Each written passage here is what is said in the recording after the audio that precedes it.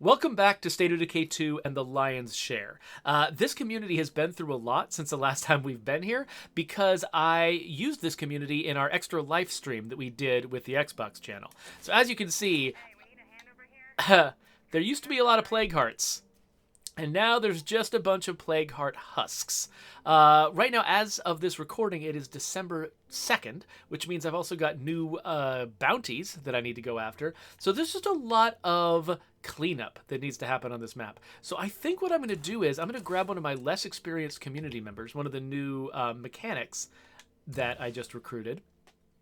I'll equip him with some light stuff, and we're going to give him some experience running around just picking things up. I'll probably fight a zombie here and there. I'm not going to be trying to get into any big fights, though. We should definitely give him some nice weaponry, though. So let's give him a nice Gladius. The screwdriver seems to fit his career of choice.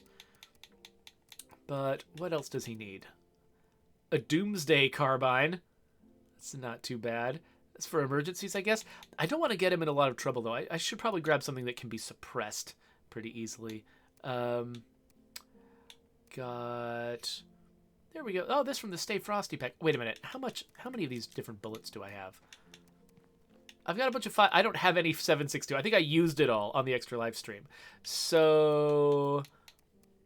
Maybe, actually, you know what? Maybe I should give him this crossbow because I've got so much ammo for this crossbow.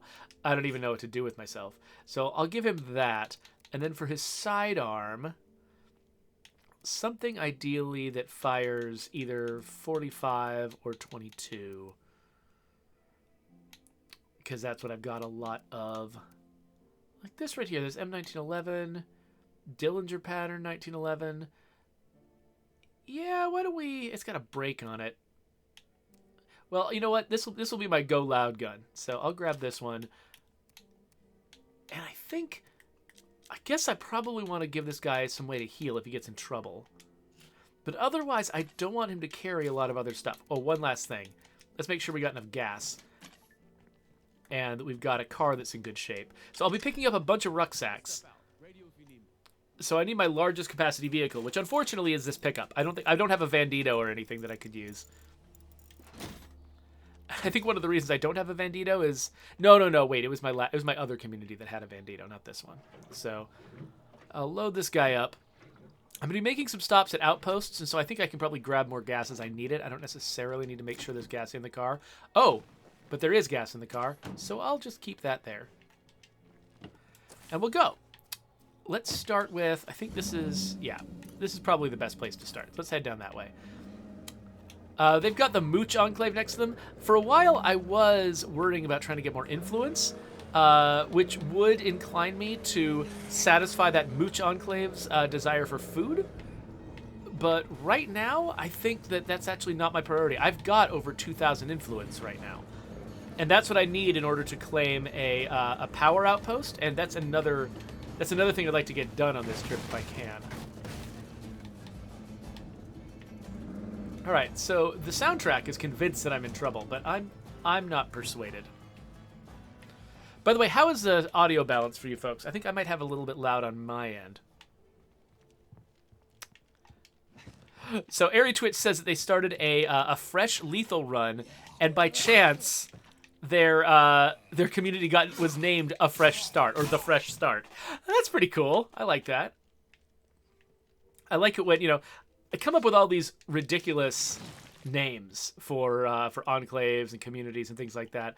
And sometimes I imagine, like, oh, this would be a really good name for this situation, but I can't promise that situation is going to happen. So when it does actually line up, that's pretty cool. So Dovagul says, I just wanted to say thank you so much for the greatest zombie series to ever walk the earth. I've been playing since State of Decay 1, and I don't think I'll ever be able to not... see here.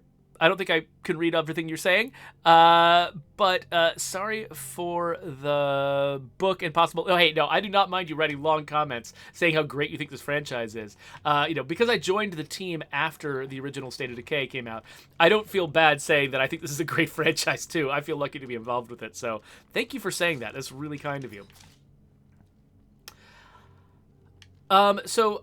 Earlier on, before we formally started the stream, I did get a question that I wanted to answer. That was from, let's see here, Average Twitch user. They asked, "What is the process of adding new outfits?" Well, usually the first thing that we need is a reason to add an outfit. So sometimes that'll be a holiday, sometimes that'll be a bounty pack, sometimes it'll be like a major update, like update 26.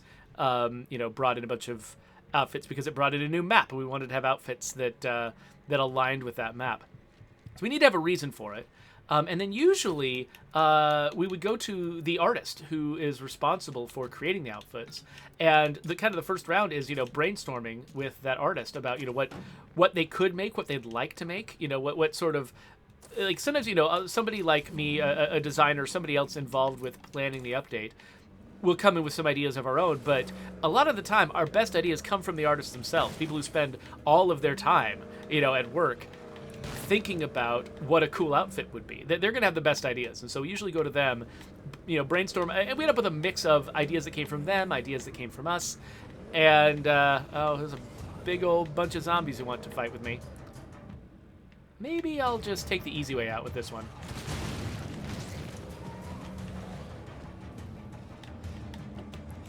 But yeah, then once we've made a decision, we basically sort of prioritize them, and the artist gets to work, and they'll make them in the order, the most important outfits first, the less important outfits later. And whatever number of outfits they get to, a lot of times they'll be kind of flexible, just depending on what kind of time we have. And then, there's, depending on how the outfit is being delivered, we'll either add it to the loot tables, or we will, associate it with a bounty, or, with a discovery, something like that. And then it's in the game. There's usually a lot of QA that has to go on too, because it's very easy for an outfit, in certain animations, to clip in awkward ways with the character's body. And so we want to make sure that the clothes aren't creating a bunch of uncanny, weird moments for you. So yeah, QA needs to take a pass at it, but then it's in the game. You always try to, when you have a game that you're trying to support with ongoing content over time, you usually try to make it as easy as possible to add each new piece of content.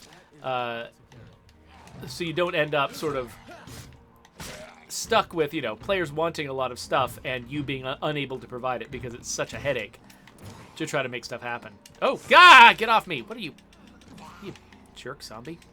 Come here. There's one more in here, too. There you are. Nope.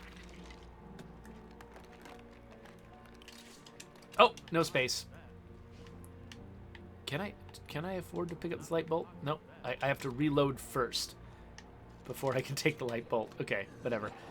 Hello.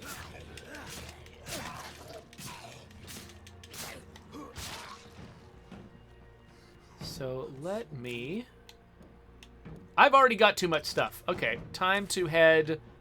I guess home is actually more convenient than my outposts, so I'll just head home. Director Cosmic wants to know where my glasses are. So you might have missed, I believe I've already said this before, I actually ran over my glasses with my car. So they don't exist anymore. I don't wear contacts. What I do is my eyes have different prescriptions, and one of them is nearsighted, the other one's farsighted. So I can technically kind of get by with or without my glasses. I definitely operate a lot better with my glasses on. And so I prefer to have them, and I also just like the way I look in my glasses better than I like myself without them.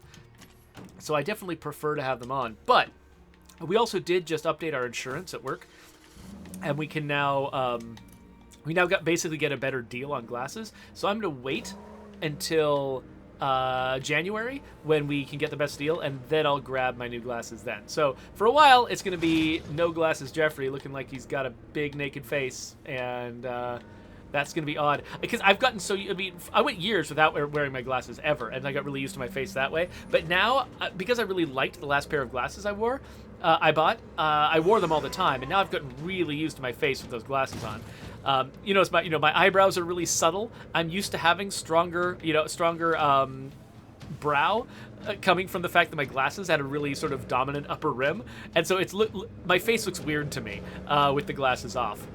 I wouldn't be surprised if it looks weird to other people too. But at some point, I will get new glasses, and I'm sure they will look amazing. Oh, so yeah, Rashly says that they actually shut their glasses in the boot of their car. Was it last week? Yeah, last week. So it's really easy to do that kind of stuff. I ran over mine with my car because I was waiting for my son who had an appointment. Um, and because my son is young, I couldn't just leave him there. I had to hang out in the parking lot during his appointment. So I just set my glasses down on my chest while I was sort of reclining in the car and listening to a podcast. And then when he showed up, I forgot that I had left my glasses there. I'd kind of gotten sleepy. And so I just stood up out of the car and didn't notice my glasses tumbled onto the ground at my feet. And then when I sort of turned my car out of the parking space, I just drove right over them.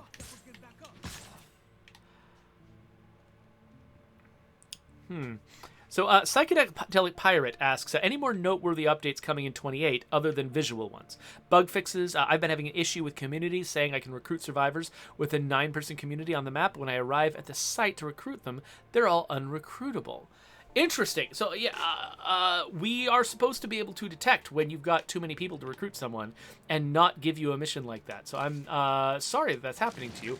That is the first I've heard of that bug. So if you'd like to report it to support.stateofdecay.com, that would be really helpful. You can get it on our docket. But yeah, so the major updates that are coming with Update 28 are mostly visual. It's a major art revamp here in Providence Ridge, which is one reason I'm staying here in Providence Ridge as long as I can, because I want to be here when the art update hits. It's also adding lighting to enclaves and outposts, so it looks like people live there, which I think is, it's an important aesthetic tweak. There are a few gameplay tweaks coming in as well. One of my favorites is the fact that now in Update 28, if you go visit an enclave's base for the first time, you can't just take all their stuff out of their containers. All of their containers, the loot is still there, but we suppress it so that you can't interact with the loot containers, and they don't show that they are loot containers while the enclave is living there, because people were complaining that was just a really weird experience, being able to just go through somebody's house and take all this stuff out of their furniture. So you can't do that anymore. If you want to get at the stuff inside that building, you got to wait till the enclave is gone, or make the enclave be gone, however you want to accomplish that. I'm not super pleased with the options you have in that regard, but I don't know, maybe that's something we can solve someday. In the meantime, though, it will seem a little bit more realistic. But yeah, so there are definitely bug fixes coming in. Not that particular bug that you called out. There are going to be bug fixes. And there's going to be a full list of those available. I don't know. I don't think that the stream that we do soon after that update comes out is likely to focus very much on the details of the patch notes, but the patch notes are going to be posted, so you can see all the bug fixes and things like that. But yeah, it is mostly an aesthetic update, but you know what? I think it's a well-deserved one. Like, this game has spanned multiple generations of hardware, and everything that we can do to make it look better and sort of keep it at least within range of what you'd expect a modern game to look like. I think that's good for everybody. So I think it's a really worthwhile update. And in the meantime, it's not going to be our last update. So, if there's something more that you're looking for, please stay tuned, because we've got a bunch of stuff. We've got 2 teams right now working in parallel, solving different problems, in addition to, having these artists from Valkyrie working on map updates. So we've got a lot going on over here. And if one update isn't the thing that you're looking for, maybe the next one will be.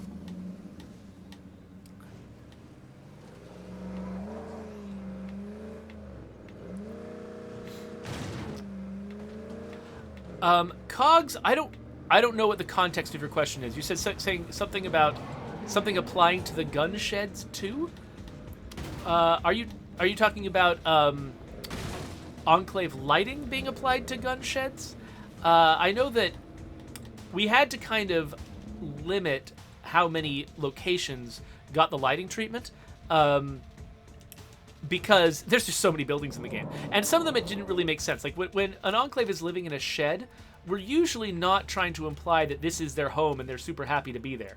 Usually when there's an enclave in a shed, it means that we're suggesting they're in a temporary home and they're not in good shape and they would like to be somewhere else. And so we don't dress those up with a bunch of lights and, homey furniture or anything like that. Instead, we let those just still look like they're living in a dark shed. And hopefully the contrast between people who are living in a dark shed and people who aren't will help sort of tell that story a little bit better than we are right now. Oh, yeah. So if an enclave is living in a gun shed, then yeah, that gun shed will not be lootable. Any site that's got an enclave living in it will not be lootable while the enclave is there.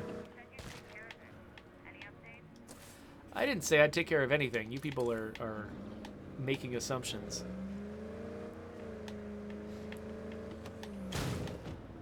All right, yeah. Then here's the spur oil. I'm gonna pop out here and empty this husk.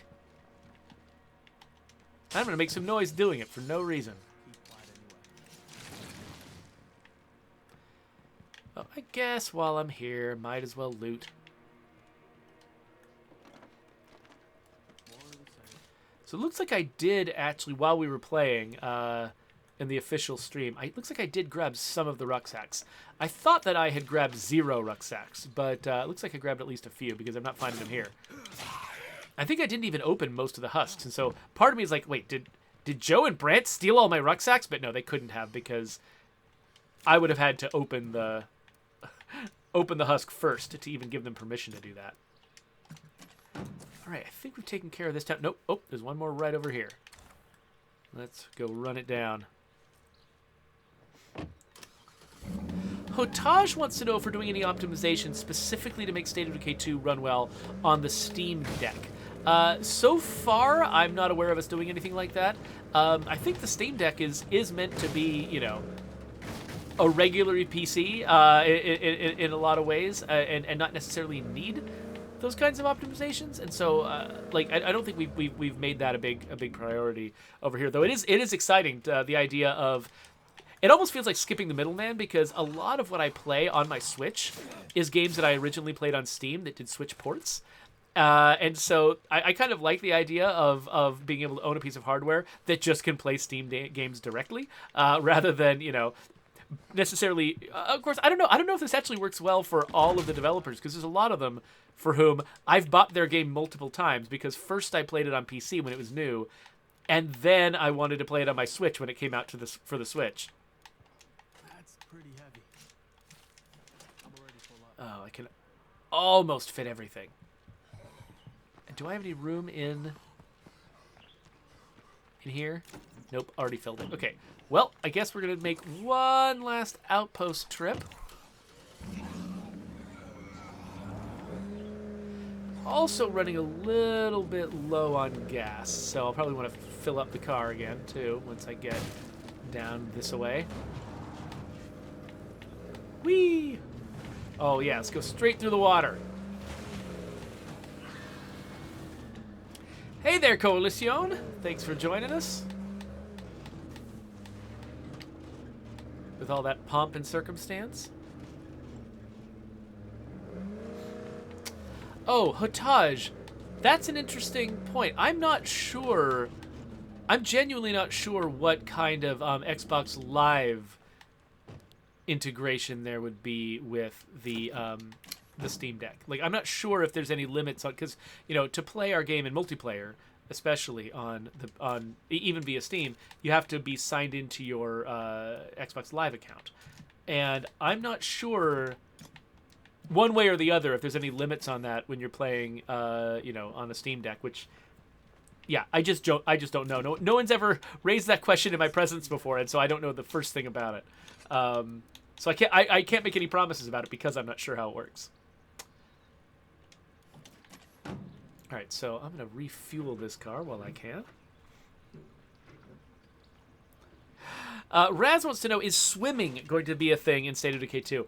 I don't think we could ever really add swimming to State of Decay 2, mostly just because we've already got, like, all of our maps. They all have, like, knee-high water, and so where would you swim? We would have to also change all the maps to make them nautical, basically, if we wanted to make swimming be a meaningful part of the game. And so, at this point, you know, we've already built all the maps around the idea that the player can't swim.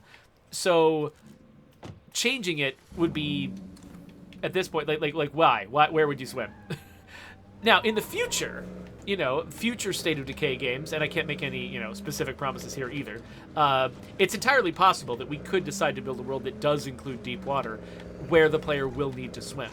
I can't promise you one way or the other on that. So I'm saying I'm not saying that it isn't a possibility at some point in the franchise. State of Decay 2, though, is so well established as a game where you never need to swim. I have trouble seeing us adding that to this iteration of the franchise. All right, so I partly came up here to wrap up this this Plague Heart, but really the reason I mean, this Plague Heart has only got a snack in it, so I don't really care that much about that. I'm really up here because there's a barn next door that probably has some goodies in it, and I want to grab the goodies from the barn. So, grab this plague sample, and then head out. Oh, it's not even a barn. It's just got a barn icon. It's just this shelter. Well, now I'm wondering what could be in here. So, yeah, the icon on a site comes from the site type that it is. So if it is a sort of farming type site, then it gets a barn icon, even if all it is an open shelter on a farm. It'll still get a barn icon because that's vaguely the type of site it is and the type of loot that we think you'd expect to find there. Coalition, I'm sorry. No, I can't get into the habit of buying games for people in my chat. I apologize. As much as I do love Last Stand Aftermath, I think I'm going to stick to the copy that I bought for myself. All right, I think this was the last thing I can grab here, so...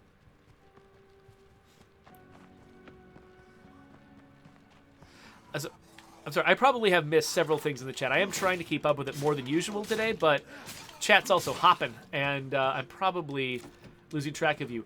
Tagging me in your message is usually a great way to get my attention. If there is something that you want me to answer that I've missed. It just occurred to me I wanted to grab this plague sample as well. And also this one. I'm basically Pac-Man. Director Cosmic can finally change his name to not have a typo in it. I'm excited, Director Cosmic. That sounds great.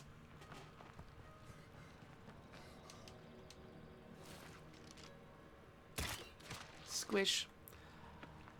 I've got a few too many crossbow bolts now, so I'm going to try to use them when I can. Sunny Games. Sunny Games is expressing anxiety that I might be mad at him for this video today. So I have been amused by the videos that you've been doing about our job postings so far because, you know, you're always like, you do a lot of research into, you know, what the job listing describes, what any new hires we make that are public, you know, what that person's experience is. And, you know, sometimes your guesses are valid. Sometimes, you know, you just don't know what's going on, and that's fine. You know, you're allowed to make guesses when you don't know what's going on. But it's always interesting to watch. So if it's one of those, then I'm probably not going to be too annoyed. If it's one where you're quoting me and putting words in my mouth, or putting meaning behind my words that I didn't intend, I might get a little bit weirded out. But I don't know what kind of video you made. I have not seen it yet. I haven't checked my subscription feed today, so I don't know what you said. Well, I guess we'll have to see. Oh, great. Sonny is quoting me about something. What did I... Now I gotta wonder, what did I say? Did I say something stupid? Did I reveal something I wasn't supposed to reveal? Or did I, you know, saddle us with some kind of message that the company will regret?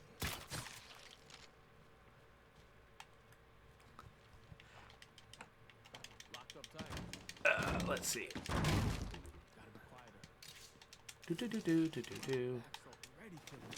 All right. I think... we don't have much room. Yeah, we're out of space here. So, actually, I should just keep one of these. Oh, actually. Oh no, the mooches are going to go away. I'm so sad. Okay, so I'm just trying to make room in my inventory by fueling up the car now. Though I guess I'm not wasting any fuel, so that's fine. But I still can't get everything out of here, unfortunately. Unless, wait, did I leave an open space in the trunk? I did leave an open space in the trunk. I'm gonna get so close to be able to carry everything, but not quite. Ah. Oh my gosh, hit the head. I realize she's upstairs, but... Yep, I'm be coming back here just to grab some energy drinks I never use. That'll be great. Okay, so where is the nearest... I guess this is still the nearest outpost? I guess I'll switch to the northern outpost after this run. Though, actually, you know what? No. The northern outpost is closer to the other sites that I'm going to be clearing. So let's go to the northern outpost. Oh, and while I'm on my way there, I can go hit up Cache Beaumont. This is good. Okay, yeah. So we are going to be coming to the end of the episode fairly soon, but I think setting ourselves up with some bounties would be a good idea. And then, yeah, we can drop off our stuff and maybe call it quits there and start a new video. So, we...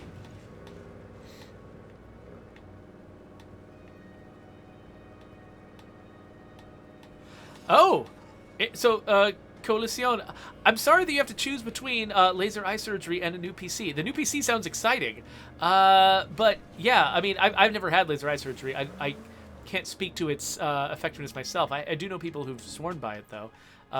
Hopefully you're not feeling too bad about the current state of your vision. Why do I always... For some reason, I always think that I need to pick that. Okay, so...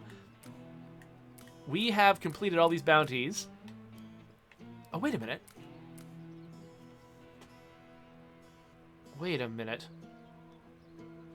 I feel like this seems wrong. I thought we were supposed to get new bounties in December. Automatically. Am I crazy? That's... Oh, you know what? I'm betting that I've been sitting here on quick resume for a while. That's right. It's quick resume. So let me back out and come back in again and update the bounty broker. So let's go all the way out. Let's actually quit the game entirely. Go away, State of Decay 2. Okay, come back, State of Decay 2. Melitor says that a friend of theirs first community had a Jeff and a Jeffrey. Yeah, I've been in that situation where one of us has to go by Jeffrey because the other one's named Jeff. In fact, when I first joined State of Decay, I started going by Jeffrey more often because Jeff Strain was already the boss of the company, and that could just be confusing. Okay, so Sunny Games has reassured me that that whatever speculation he might be doing is not based on me having said something wrong. So, good. That makes me a little bit more comforted. I appreciate that.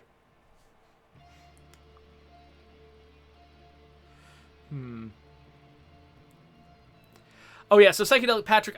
Psychedelic Patrick. Why did I call you Patrick? Psychedelic Pirate. That's a different word. There isn't a new bounty pack, like a bounty pack we've never seen before.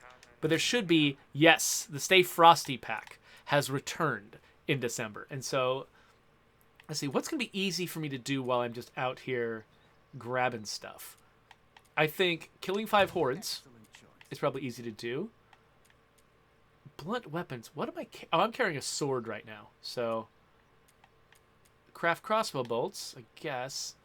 Ooh, kill zombies with crossbows. I already have a crossbow. Perfect. Kill 1 feral with a blade. Oh, 2 freaks while crouched? I mean, I've got a blade. I don't know if I want to kill a feral with it, with this character. This character's brand new. Let's go freaks while crouched. So, yeah, that's not going to be too bad. All right, anyway, we are on our way from misery to happiness today. Now, we are on our way to an outpost where we can drop off our stuff, and then we will cut the episode and start a new one. La Coalition asks, why did you remove a weapon from the bounty? I'm not sure what you mean. Which... I don't remember removing a weapon.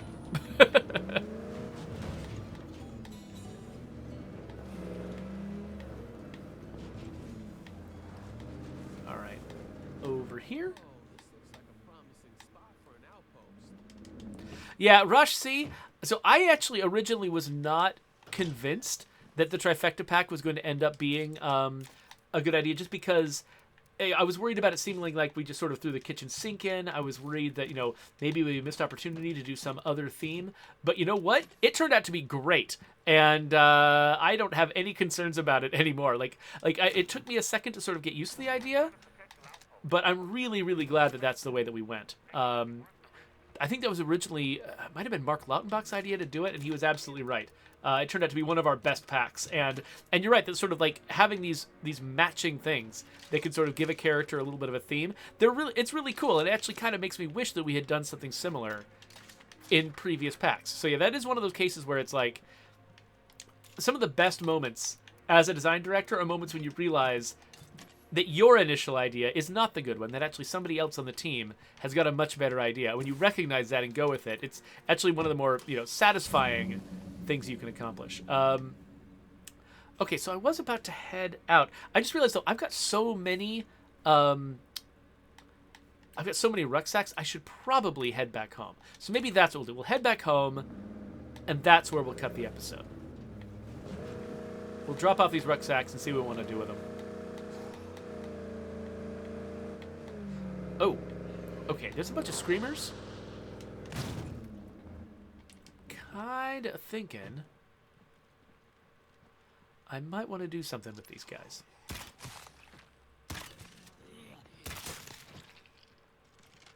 I'm not sure if they can technically see me right now, but if I crouch... That could have gotten a lot worse.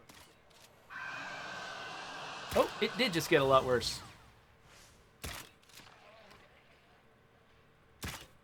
So I've already cleared one of my bounties, which is great. And now the zombies are gathering where the screamers were, but I was so far away from them that I'm just not even under threat. So we'll head back home. But yeah, we're going to have to go back to the bounty broker sooner than I thought.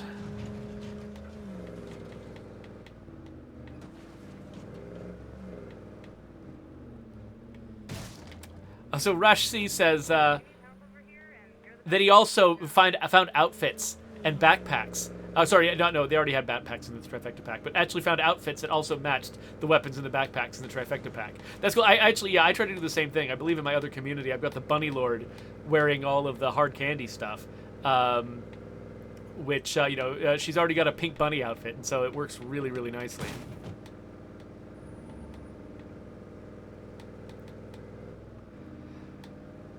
Ooh, all right. Wait, so Brian, looks like Brian's got a question. It says, was it intentional for the built-in beds in the trailer park base in Trumbull Valley to not support bed mods? I couldn't tell you. I'm not intimately involved in that. That might be worth bringing up, though. Remind me to take a note of that when I get back. I'm not sure. It's just, it's entirely possible that, yes, there was a reason, maybe because of the art, or maybe there's all kinds of reasons why bedroom mods might not have been supported for very good reasons, but it's also entirely possible something like that could easily be overlooked. It's just one little flag in the data, and if nobody catches it, nobody catches it. So either answer could be correct, and I'm happy to follow it up, because, yeah, getting those little details right, a lot of the time, that is why we end up, putting things in the public test realm, or, monitoring our community, because it's so easy to miss something that someone in the community is going to instantly recognize as a problem. Okay, so we have got too much ammo now, so I should probably do something about that. I know one thing that I am missing is some ammo types, especially 7.62. So I'm going to make some 7.62 bullets. How much room do I have for ammo? Oh, it looks like I've already... Wait a minute. That says that I do have enough room for my ammo. Have I already spent it all? I didn't think I spent it fast enough to get under 50. I'm down to 39. Well, it looks like my storage is okay, so I'm not going to worry too much about it. Though I should probably work on my food, and I should probably burn some of these weapon parts. I've only got 10 materials, so there's not a lot that I can do on the materials side. Ooh, there's a Trumbull trader. Where's the Trumbull trader? Pretty close. Oh, well, maybe that's where I'll start my next session. So yeah, we accomplished a fair amount. I mean, it's mostly sort of a chill cleanup stream, but I answered some questions. You know, that hopefully that was worthwhile. We collected a bunch of rucksacks, which is, I mean, that's really what I've been hurting for a lot playing a Nightmare Zone is just getting enough rucksacks. So I'm glad that we spent that extra live stream killing plague hearts so that I could just have this big pile of rucksacks ready to come home. In the meantime, let's get out of here. Though, let me just go through the chat one more time to make sure I haven't forgotten something that is really important for me to answer. Oh, Aeon X10 wants to know, will we ever allow Heartland characters to be transferred to the survivor pool at the end? The tough thing about that is the fact that their skills don't line up with the base system in the rest of the game. Heartland was built to be this very bespoke game where each of the characters is aligned to do a very specific thing in the base. And so we would need to basically completely reformat those characters to make them useful in another community. And on top of that, you could end up with like multiple copies of the same character, which could be really awkward and weird and look strange. Which, you know, it's not like that's fatal, but it is weird, and we try to avoid weird stuff when we can. So yeah, so I don't see us doing that anytime soon.